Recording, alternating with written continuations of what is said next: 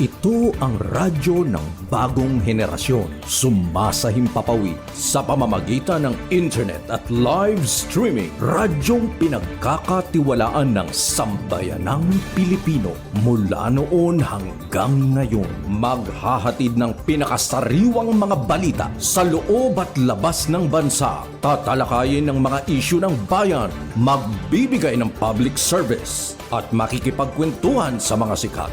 Mula sa puso ng Metro Manila, sumasahimpapawid live ang DZGG, ang radyo ng bagong henerasyon.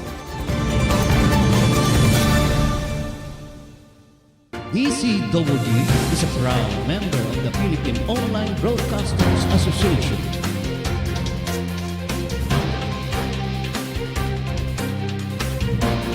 Balitang Pilipinas Worldwide. Programang siksik sa balita, komentaryo at serbisyo publiko. Ang mga balita ay tatalakay ni Boyet Guillermo, magbibigay ng puro-puro at paglilinaw sa likod ng mga balita na nagmumula sa sikat na tao. Sa bahagi ng Balitang Pilipinas Worldwide, hindi mawawala ang serbisyo publiko para sa mga kababayan na nangangailangan ng tulong. Balitang Pilipinas Worldwide. At ito, ating balita si Boyet Guillermo.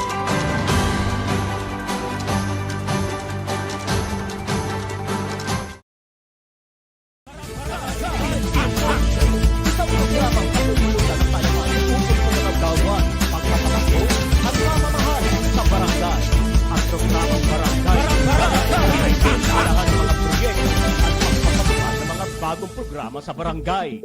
Makikilala din dito mga opisyal na naglingkod at naghahangad magserbisyo sa barangay. Kaya, halina kayo, mga kabarangay, manood at kilatisin natin ang ating mga opisyal ng barangay.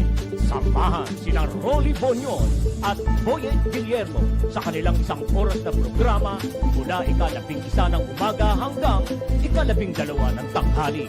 Tuwing Lunes hanggang Biyernes. Barangay in Action! Narito na ang mga pinagpipitagang host ng programa.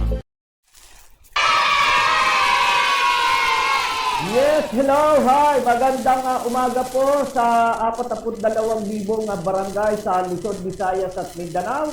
Muli po, narito po tayo sa ating na naman pong, isa na naman pong edisyon ng ating programa, Barangay in Action. Ayan, At kayo po ay aking inaanyayahan na ako po ay samahan po ninyo sa loob po ng 1 oras nating pagtalakay sa ating po mga barangay at sa ating po mga barangay official. Yan, At ngayon, alam niyo na meron na tayong mga bago, mga bagong barangay official sa ating barangay. At yaan ay hindi pa naman sila uupo, meron pang transition na may gagawin pa hong transition yan, pagpapasa ng pamamahala ng barangay mula sa mga napalitan ng mga barangay captain, yan. Kaya may mga sa loob po ng 3 linggo, hindi tayo nagkakamali, binibigyan ng panahon sa loob ng 3 linggo ang mga dating barangay captain para ipasa ang pamamahala doon sa mga bagong kapitan. At yan ay pag-uutos po ng COMELEC para maging maayos po muli ang pagpapatakbo at pagpamamalakad sa ating barangay. Kaya alam mo, yung mga pagpapasa ho niya, kailangan audited po yun. Audited po at nakalista kung ano ho yung mga ari-arian. Yan, ari-arian, kagamitan, at pananalapi ng barangay. Yan ho ay dapat ho maipasa ng maayos, malinis, at tapat. Yaan ho ay mandato po Mandato po yan ng Department of the Interior and Local Government o DILG. Ano ho, yan ha. Kaya sa mga susunod po mga panahon, sa mga araw, asahan na po natin ang panibagong pamamalakad sa ating barangay. Ano ho? Yung iba naman ho, hindi ho pinakailangan ipasa dahil si Kapitan pa rin ho, ano? Ang incumbent. Ang incumbent barangay captain pa rin ho ang nanalo. Kaya't wala ho, hindi ho kailangan ipasa. Patuloy lamang po. Magpapatuloy lamang po ang trabaho nila, ang kanilang pamamahala sa ating pong barangay. Ano ho? Speaking of barangay, ano? Ayan. Meron pa, no? Meron pa ho palang mga kandidato talaga na hindi pa ho napoproklama. 95 pa ho yan. 95 ho na dahil may kinakaharap. Ano ho? May kinakaharap na disqualification. Ang tabayanan ho niya, kayo ho mga nasa barangay at mga kandidato ang nakakaalam kung sino-sino yung mga yan. Ang tabayanan nyo at siyempre, pag na-disqualify po yung katunggali ho ninyo, tiyak kayo ho ang makakapasok. Kayo ang papalit dahil kayo ho yung mga nakakuha ng sumunod na nakakaraming nakuhang boto. Ano ho? Kaya ang tabayanan niyan, i-monitor ninyo. Huwag ko kayo kukurap, baka sige kayo. Ano ha? Yan ha? Yung mga inaantabayanan ho natin sa ating barangay. At yung nangyari hong sunog sa isang Comelec office po sa Samar. Wag daw pong mag-aalala.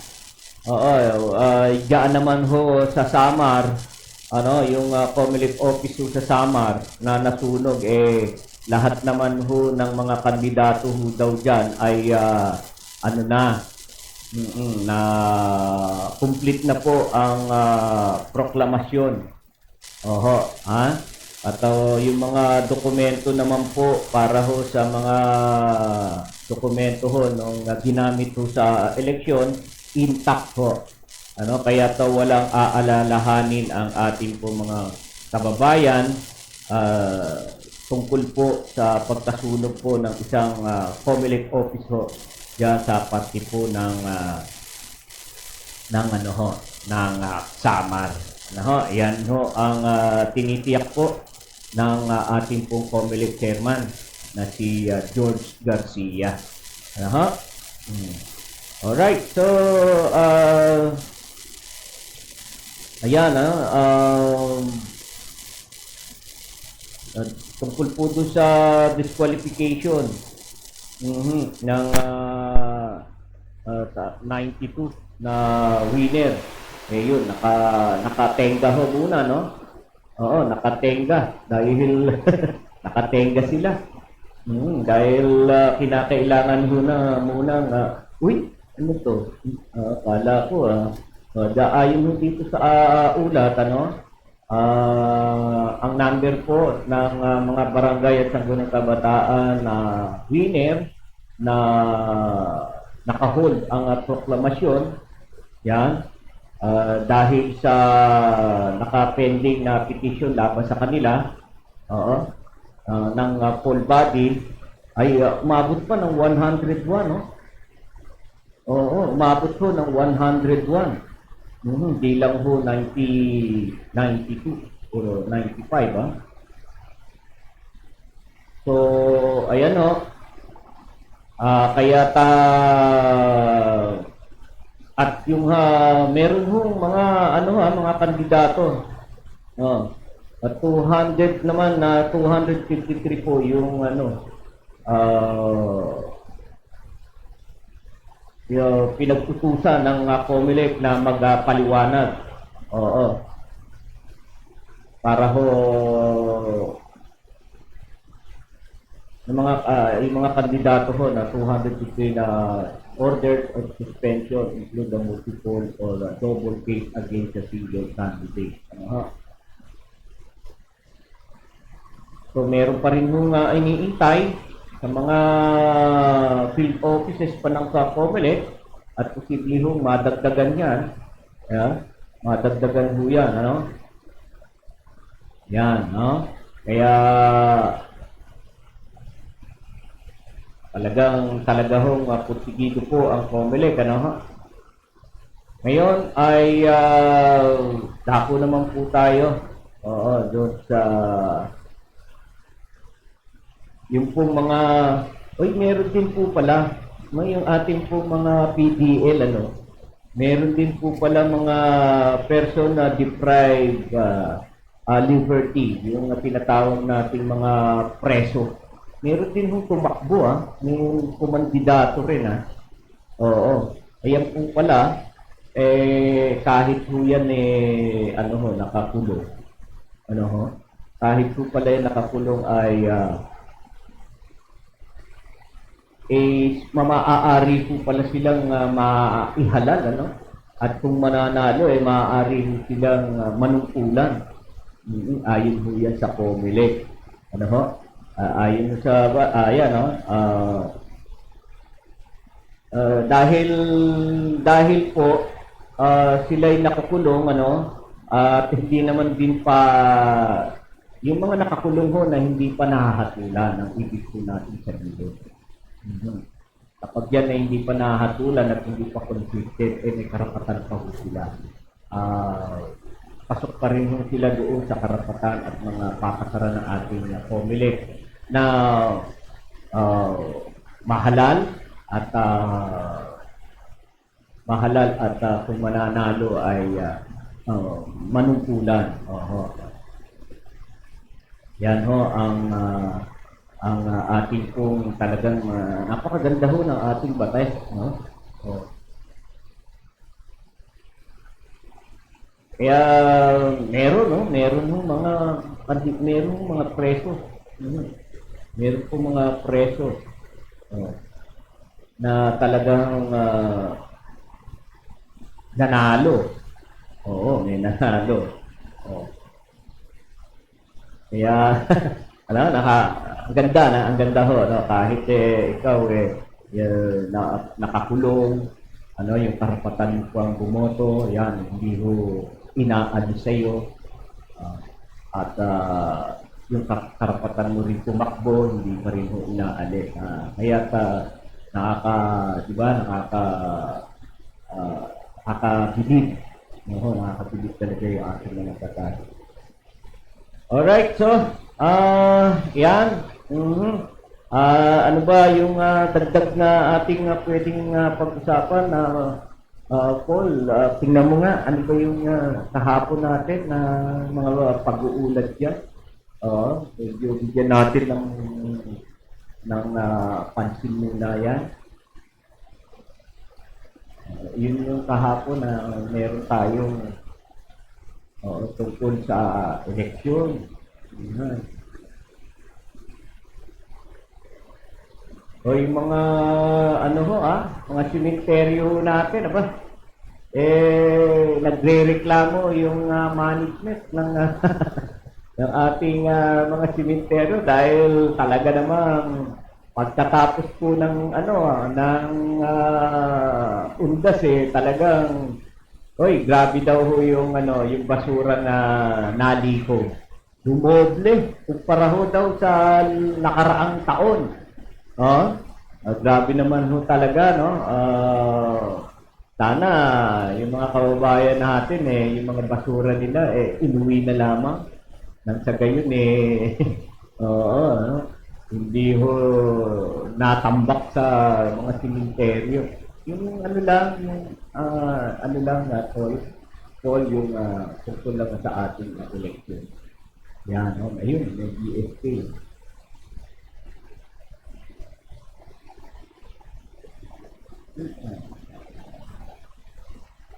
Sino yung mga ano yan? Kaya para ating makalakay, ano? Yan, ano ba? Yan. Yan. Yan. Yan, oo. Wala na ba tayo iba dyan?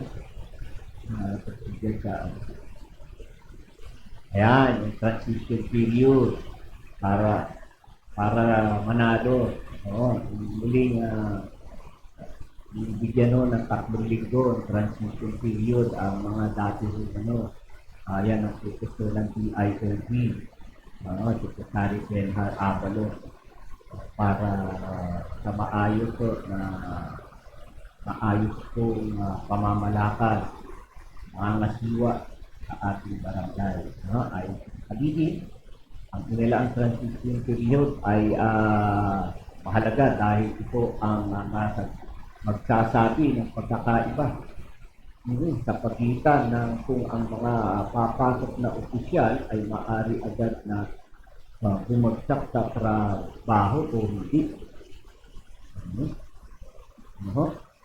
Upang matiyak ang maayos na transition, inahiyag po ng ating Secretary ng DILB na ang sinilabas na DILB Memorandum Circular number 2023-166 ay maaaring gamitin ng mga bagong halal na opisyal ng SK at barangay bilang gabay bago at sa panahon ng kanilang pag-upo sa pwesto. Sasakupin niya ng NT ang mga halal na opisyal ng barangay at SK sa bansa. So, gayon pa man ay nagbabala siya na ang mga hindi mag-a-assume ng 3 linggong pagkatapos manalo sa botohan ay maaaring humarap sa mga pasong administratibo. Kaya tayo ho ay sumunod po tayo. Sumunod po tayo sa memorandum circular na ipinalabas ng DILB. Inatasan din po ni Avalos ang mga kapalabas na DSKO na isiniti ang pinal na inventaryo. Yan. Yung mga inventaryo ho ng mga gamit, ari-arian ng barangay at SK. Yung pananalapi, mga dokumento. Yan ay dapat pong maayos ninyong maipasa sa bagong kamay, sa bagong pamunuan ng barangay. At dyan ay kinakailangan dyan ay kumpleto, walang labis, walang kulang. Pero kung minsan, may mga pangyayari talaga, parang kalimutan na dahil yung mga ginagamit, computer ng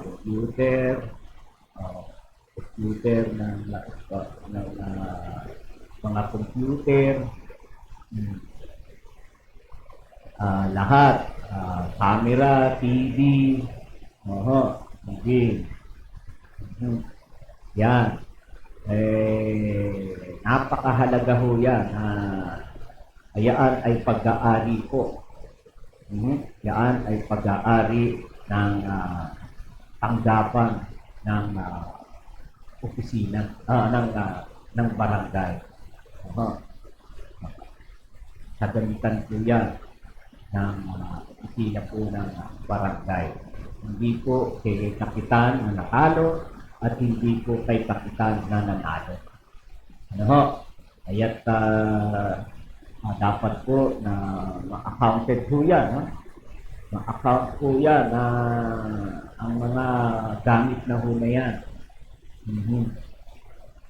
Para tuloy-tuloy po ang serbisyo na gagawin po ng ating mga barangay. ng ating mga barangay, mga bagong barangay opisyal. Tuloy-tuloy ang serbisyo sa mga kabarangay, sa mga residente ng barangay. Kung wala ho yan, mapipilay po. Mapipilay ang pamamahala. Matawag yan. Habagan o masasakripisyo yung servisyo natin sa ating mga kabarangay kung ang mga kagamitan na yan ay hindi maipapasa ng maayos sa mga bago.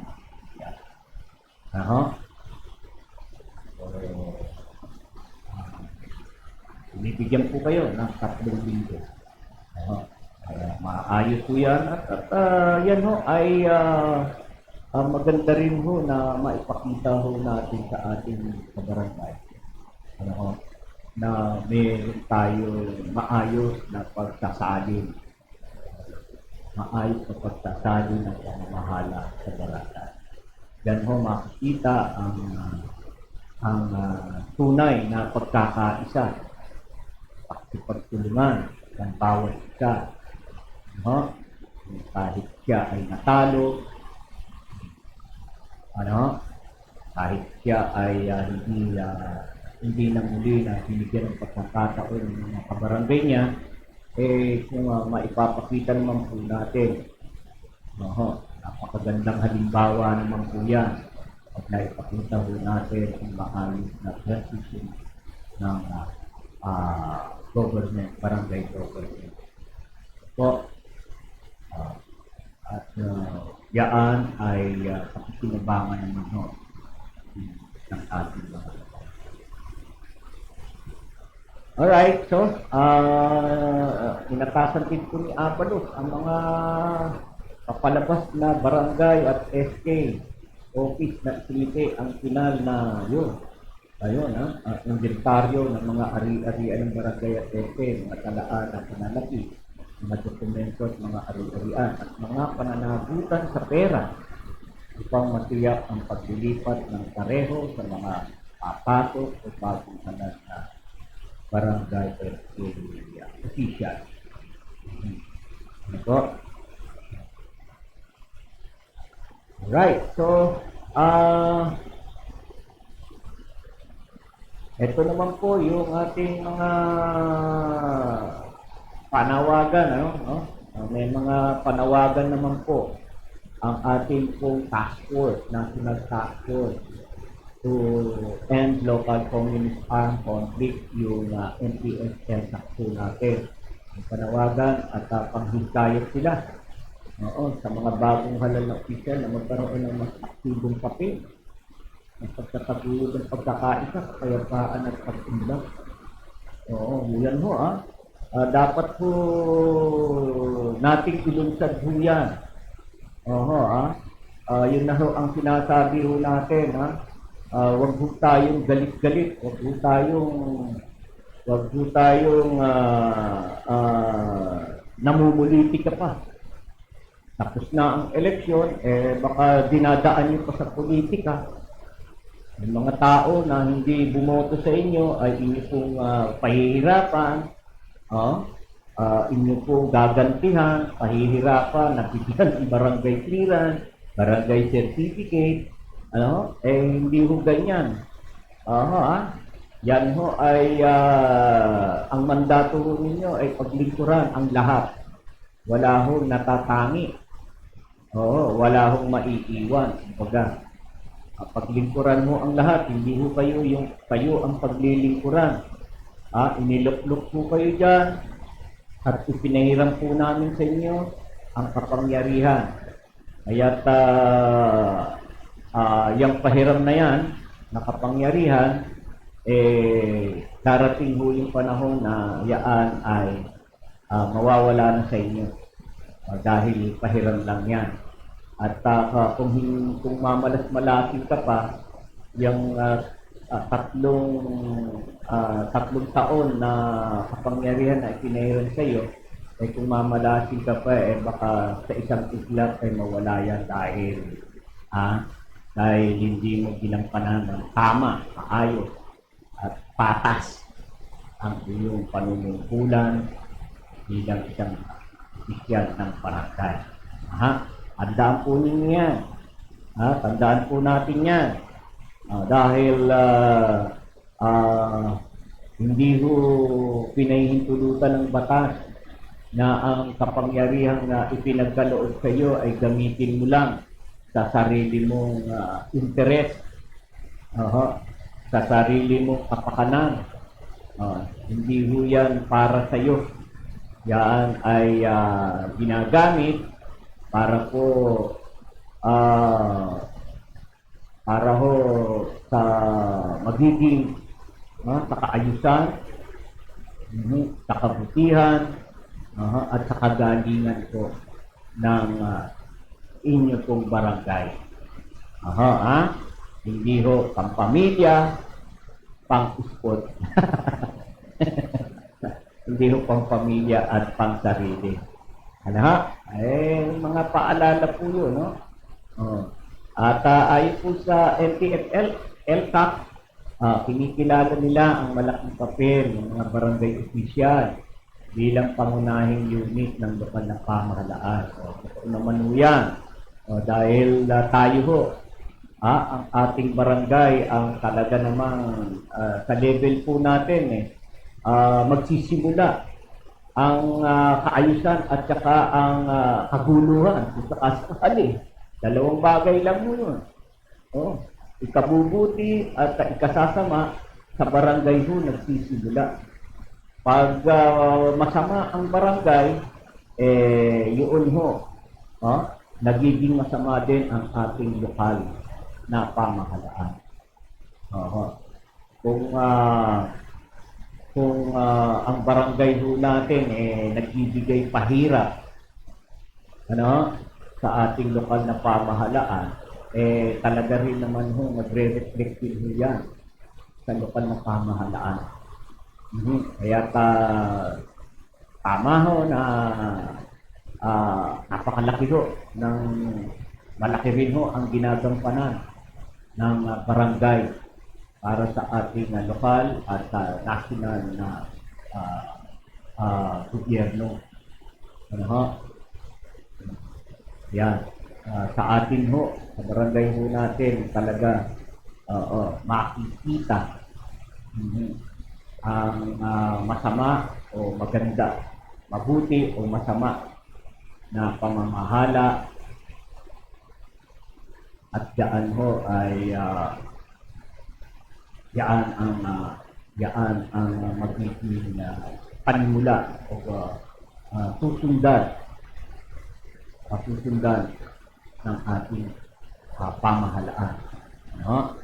So, ipinaabot din ng task force sa kanilang pagbati sa mga bagong halal na opisyal ng Sangguniang Kabataan at binanggit ang kanilang mahalagang papel sa pamumuno ng kabataan. Yung mga bago na barangay SK,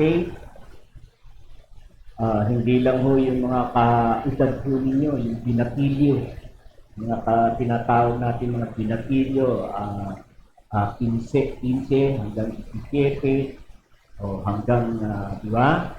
Yan, 15 hanggang 17. Hindi lang ho sila ang inyong dapat na paglingkuran, maging ho yung sumisibol, yung mga paslit, sapagkat yung mga bata na maliliit, no? Dahil mas nakakatanda kayo sa kanila, kung nakikita sa inyo ang mga pangit na gawain, yaan ang kanilang susundan. Kaya dapat ang ating mga gawain sa ating pamamahala sa barangay yung talagang nakakabuti, na pakipakinabang, nakakabuti sa mga batang uusbong, mga batang susunod sa inyong sa inyong yapak. Ano ho? Kaya pagbutihin po natin ang ating mga ilulunsad ng mga proyekto, no? Para sa paglaki ng mga bata na yan, sundan ang mga magagandang nagawa ninyo sa inyong barangay. Sapagkat sila rin ang papatuloy. At kayo'y lilipas, tatanda, at sila ang uusbong ng mga kabataan. Kaya't nawa tayo ay mag-iwan ng magandang legacy, mag-iwan tayo ng magandang alaala sa kanila. Sa gayon yun ang kanilang tularan. At pag nagkaganon, so lahat na ng henerasyon na sisibong ay lahat ang susundan ay yung mga mabubuting bagay na tinangin ng mga naunang mga kabataan. Sabi nga, wag lang yung mga sport. Oo, puro sport. Oo, maganda nga din yan. Maganda yan dahil nakakapagbigay ng kapagbigay ng paglayo, sa masamang bisyo. At maganda ho yan dahil nakakapagbigay ng magandang kalusugan sa katawan. Paano yung mga bata, yung mga sumisibol at susunod sa inyo? Sila rin, bigyan ninyo ng ibang proyekto. Kung nakikita ho ninyo, marami diyang mga kabataan na mga sumusunod sa inyo, mga malnourished, hindi nakakapag-aral. Yan. Mahina ang kalusugan. So, yan ang tutukan sa kanila. Edukasyon. Nutrisyon. At ang kanilang kalusugan, ang kanilang health. Yan po. Marami pong dapat na maging proyekto. Kayo sa inyong kapwa kabataan. Marami. Tingnan niyo ninyo. Diba? May mga pamilya dyan, ang mga magulang ng mga batang yan, mga walang trabaho, kaya yung mga bata ay malnourished, walang makain. So, maglunsad kayo ng pagkakakitaan, mga livelihood para sa kanilang mga magulang. Nang sa gayon, ang mga susunod na mga henerasyon na susunod sa inyo ay malusog. Diba? Malusog. Hindi makakaisip ng masama para lang lagyan ng pagkain ang kumakalang na sikmura. Alam niyo po, meron talagang mga bata pa, na nagiging malikot na ang kamay. Oo, may mga bata nang aagaw. Nang aagaw. Dahil nagugutom nagnanakaw. Dahil gutom. Walang laman ng tiyan. Yan sana ang dapat na inililigtas natin. Binibigyan natin ng pansin sa ating mga pamamahala sa ating barangay. Mga barangay SK. Tingnan niyo yan. Tingnan niyo yung mga ganyang bagay.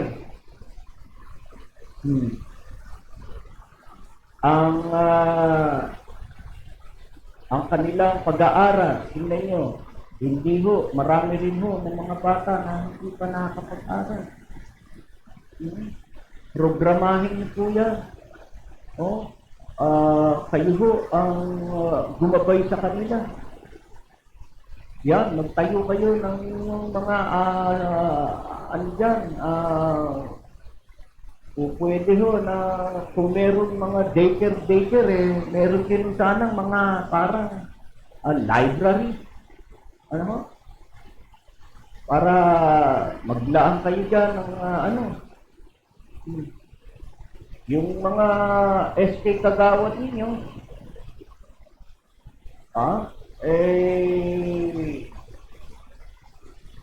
humawak ng maging tagapangulo ng edukasyon. Oh. Siya ang kumuha ng mga kapwa niya kabataan para magturo ng pag-aaral, magturo ng kaalaman doon sa mga batang hindi nakakapag-aral. Hindi kaya rin pag-aralin ng kanilang magulang dahil wala ang magulang, hindi kaya at walang hanap buhay. Yan, ganyan, para ho ang barangay ho natin umuunlad. At pag nagawa po natin yan, talaga naman ho, tutularan ho at magiging modelo ang inyong pong barangay. At magiging tanyag ang inyong barangay. At baka kayo po ay makakuha pa ng parangal sa ating pong CILG, sa ating lokal na pamahalaan dahil napapaganda at napapaganda natin ang takbo sa ating barangay, na isusulong po natin ang mga pagbabago dyan sa barangay. Ano po? Yan ho ang ating iprograma sa ating pong mga barangay official, mga bagong barangay official. So, sinabi po yan ni Acorda, na ang implementas. Ba't po napunta ako yan? Ayan, dyan tayo. So, ayan na, dahil para din ho, para magkaroon ho din yung mga batang sumisipol na pag lumaki ho yan, hindi ho maligaw ng landas, hindi ho sila mangmang,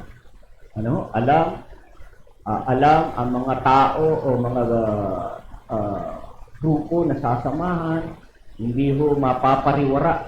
Kumbaga, kaya kinakailangan ho talaga, kaya ho kayo nandyan mga SK, para ang mga kabataan ay maturuan ninyo na hindi maging mangmang, at hindi sila maligaw at ma-recruit ng mga fraternity.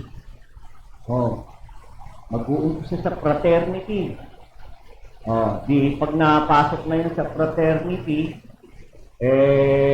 karamihan sa fraternity ng mga bata, ang intensyon makipag-away, proteksyon sa ibang grupo. O di napapariwara nga ang bata kapag ganyan. Kapag katapos ng ganyan na yan ang pamumuhay na ng bata, ay problema na siya ngayon. Problema na ng gobyerno, problema na ng barangay, problema na ng gobyerno. Diba? Kayo din ang sasakit ang puso. Pag nag-umpisa yan sa ganyan, posible din hong mahikayat yan ng NPA, ng mga makakaliwa, mahikayat yan ng mga aktivista na lumalaban sa gobyerno dahil inaakalang ang ating pamahalaan ay walang ginagawa, no? Walang ginagawang maganda. Sila ay nabe-brainwash, no? Kaya kayo talaga, napakalaking papel ang inyong dapat gampanan. Ang laking papel ho ninyo, ang obligasyon ho ninyo kayo mga SK. Nasa mga kamay ho ninyo ang pagiging mabuting mamamayan ng isang bata. Kung kayo ay mali ang naituro, wala kayong naiturong mabuti, wala kayong mabuting naipakita sa inyong barangay, ay yan ho ay may masamang epekto sa mga susunod na henerasyon, sa mga susunod sa inyo. Kaya wag lamang po ang sarili ang ating iniintindi. Hindi ho yung kaya kayo tumakbo dahil libre kayo sa pag-aaral. Kaya lang ho kayo tumakbo dahil gusto nyo meron kayong titulo. SK chairman ka. At dahil may kapangyarihan ka at may connection, hindi lang ho yun. Huwag ho yan ang anuhin ninyo. Basta tatandaan nyo, kaya kayo nandyan. Kayo ho ay maglilingkod. Kayo ang kinatawan ng mga kabataan. Na kapag nagkakaroon ng pagtutulong sa barangay, sa inyong barangay official,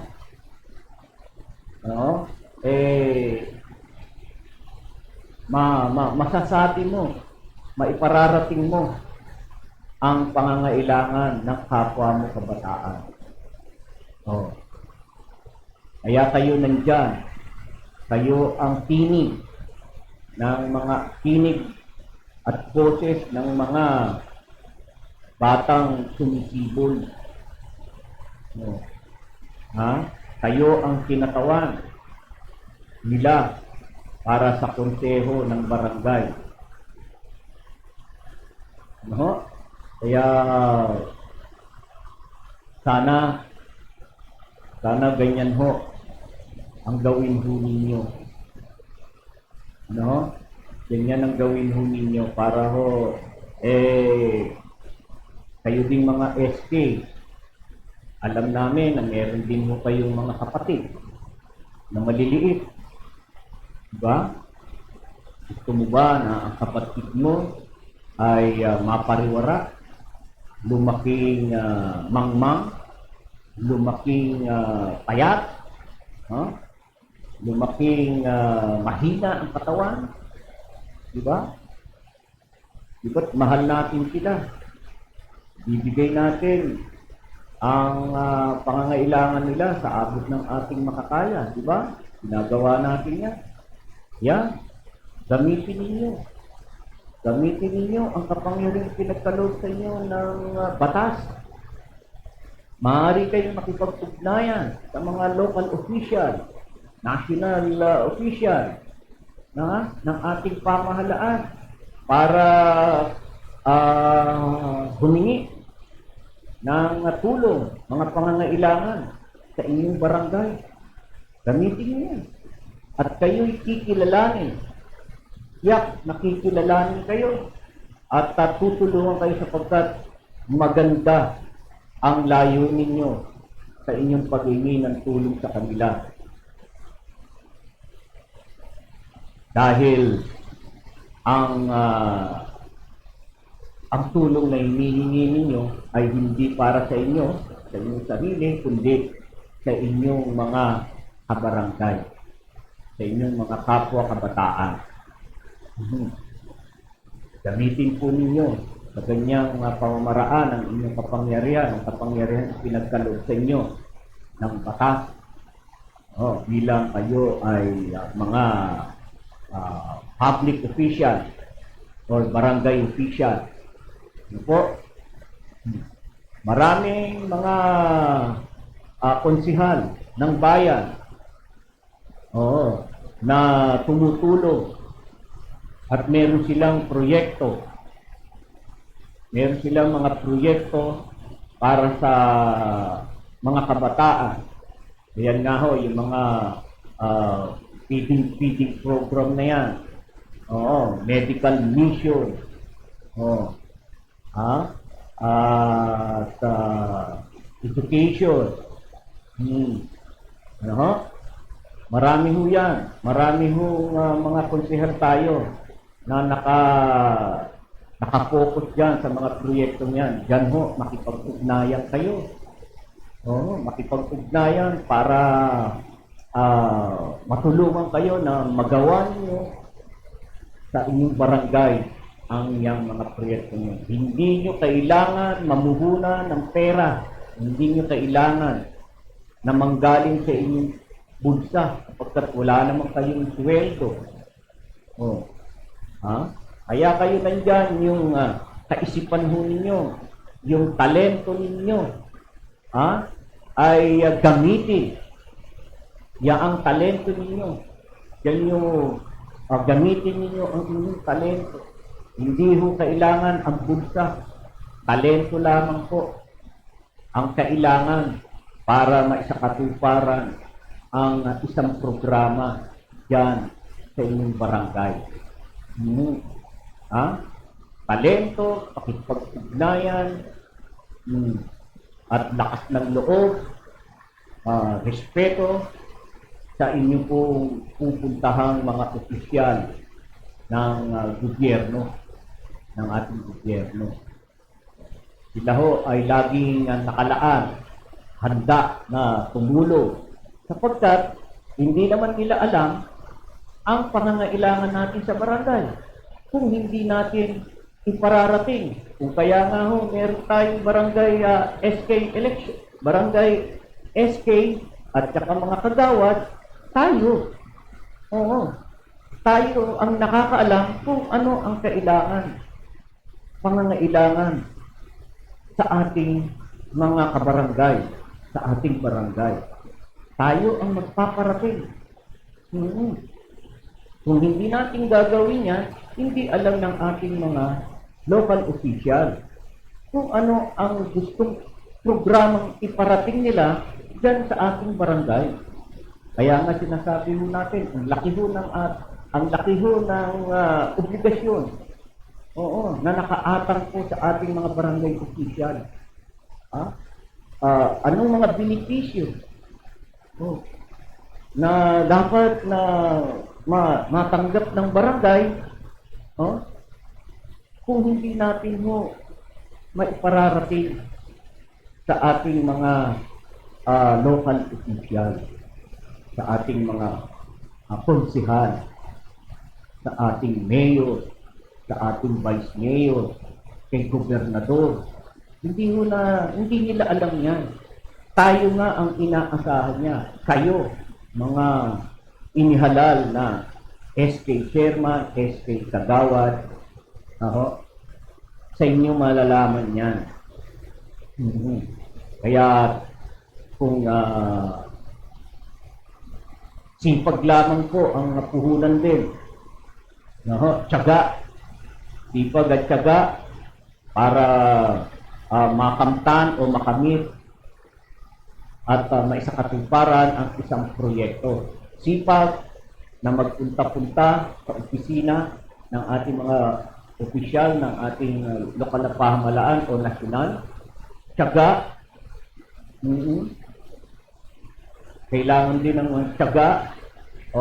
Kailangan ay matyaga, hindi mainipin. Sapagkat ang tulong naman ho na manggagaling sa ating lokal at national government ay hindi rin naman po ura-urada. Kaya andun ang tiyaga. Dahil ang proyekto ay idinadaan po sa tamang proseso. Hindi ho ura-urada. Kung may proyekto, yan ay dumadaan po sa konsultasyon, sa deliberasyon, at yan ho ay mayroon pang at bago pa maaprubahan.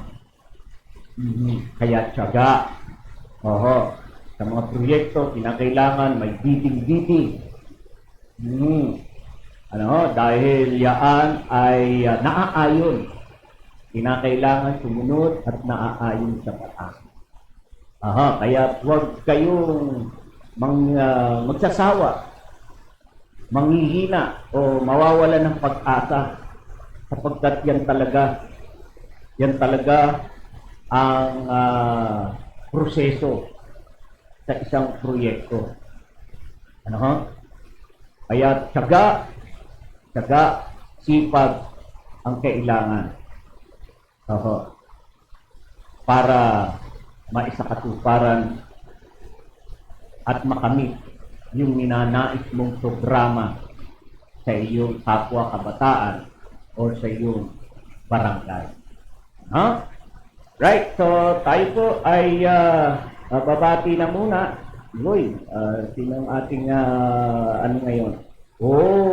Yan, si Utol, Utol Dante Guillermo. Sensya na to, hindi ako nakabisita sa Panchong.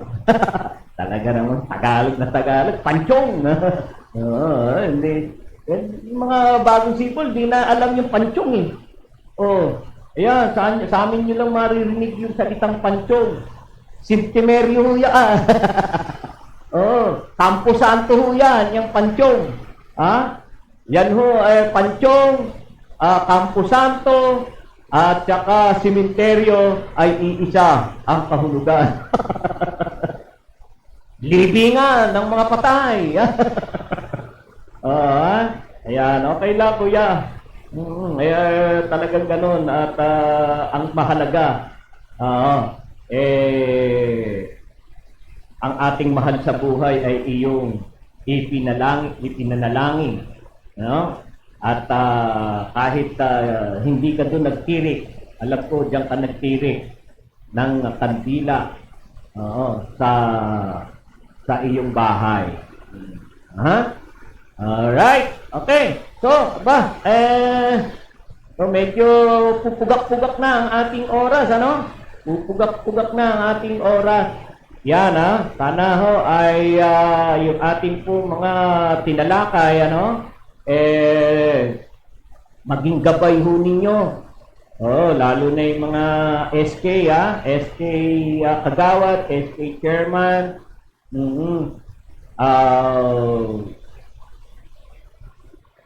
Lakasan nyo ang loob ninyo. Dagdag din ho, lakas loob. Lakas loob, huwag mahihiya na lumapit sa ating mga local at national official na kung kayo ay mayroong naiisip na programa ay huwag po kayong mag-aatubilik na hindi lumapit sa kanila sapagkat tungkulin din po nila yun na kayo ay tulungan sa iyong naiisip na mga programa at proyekto sa iyong nasasakupan. Yan. Ganun din ho yung mga bagong kagawad na kung kayo naman ay malapit. At meron na malapit kayo sa ating po mga politiko. Malapit kayo kay konsehal, malapit kayo kay vice mayor. Yan. Samantalahin po ninyo, gamitin po ninyo ang inyong posisyon para sa iyong mga kabarangay. Mag-isip ka ng magagandang proyekto diyan sa iyong barangay. At ikaw ay makipag-ugnayan sa ating mga barangay, ating mga city councilor. Dahil hindi rin naman din nila alam kung ano-ano rin yung pwedeng po pwedeng programahin at proyekto diyan sa inyong barangay kung hindi kayo hindi kayo makikipag-ugnayan sa kanila para maiparating kung ano man yung programa, di ba? Kaya talaga ho, kinakailangan ang pagtutulungan. Pagtutulungan. Ano ho? Ng mga barangay official at ng mga local at national official. O pwede kayong rumekta sa national, marami dyan ang ating pong mga senador, congressman. Oo. Maaari inyong bigyan sila ng mga proposal ng inyong mga programa at mapudgetan nila yan. Pagkat meron silang nakalaang budget dyan sa mga programa na yan. No? Pero yun nga, may maproseso yung pagpapalabas ng pondo, dahil may sinusunod na batas, yun ang sinasabi po natin.